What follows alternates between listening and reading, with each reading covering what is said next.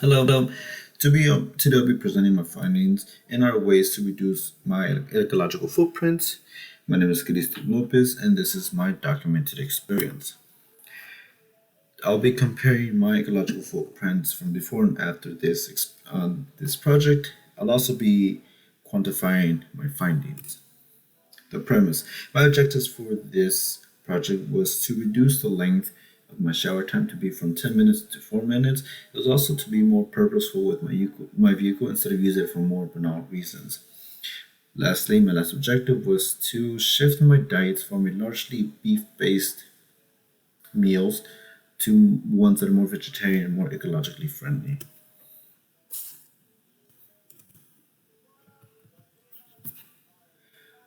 Whereas my water usage, I shifted my shower time to be from 10 minutes to 4 minutes. The way I did that was to turn off the water when I wasn't in direct use of it.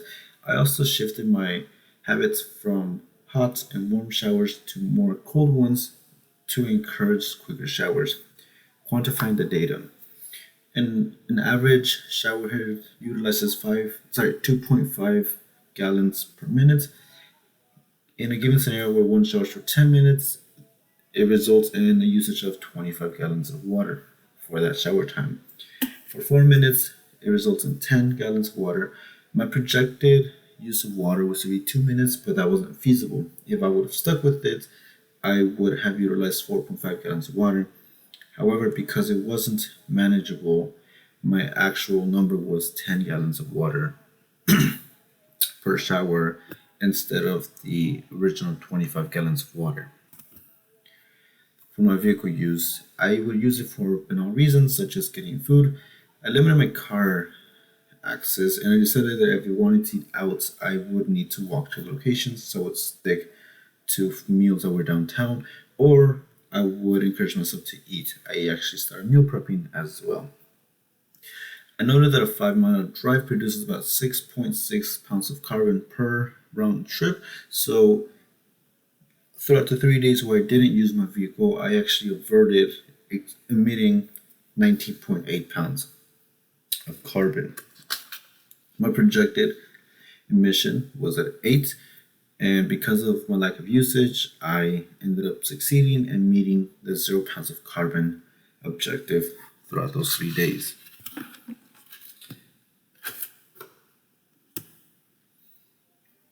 As we all know, we all require water, and water is a fundamental need for every living creature on this earth, and that includes our food.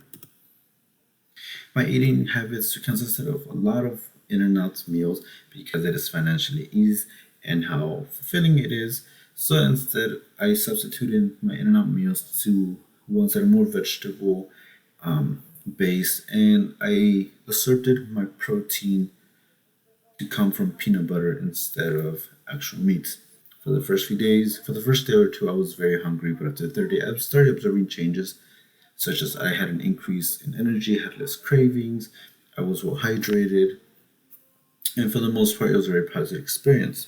Quantifying my data: 1 pound per beef, 1 pound of meat of beef requires roughly 1,800 gallons of water.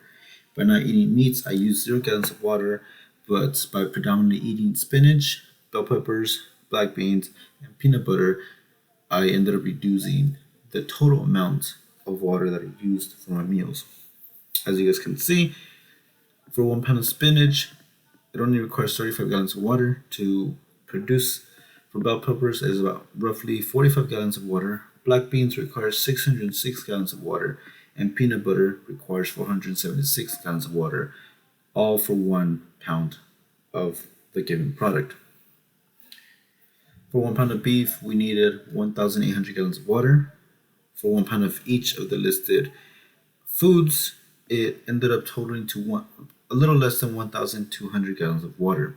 The difference being 600 gallons of water, but it produced 4 times the amount of food with two-thirds of the required amount of water for 1 pound of beef.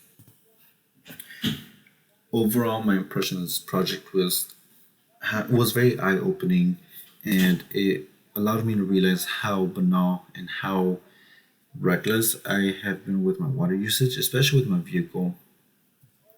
Some of the things that I had looked into weren't quite as feasible for myself. I was able to shift my shower time from 10 minutes to 4 minutes, and I do rely on my vehicle a lot, so that's something that I really cannot avoid. But for the most part, my meals and my diet really seems very feasible, and that's something I would strongly encourage myself to stick to. But overall, it was a great experience. I'm glad to have been a part of it, and it was very eye opening in a very positive manner.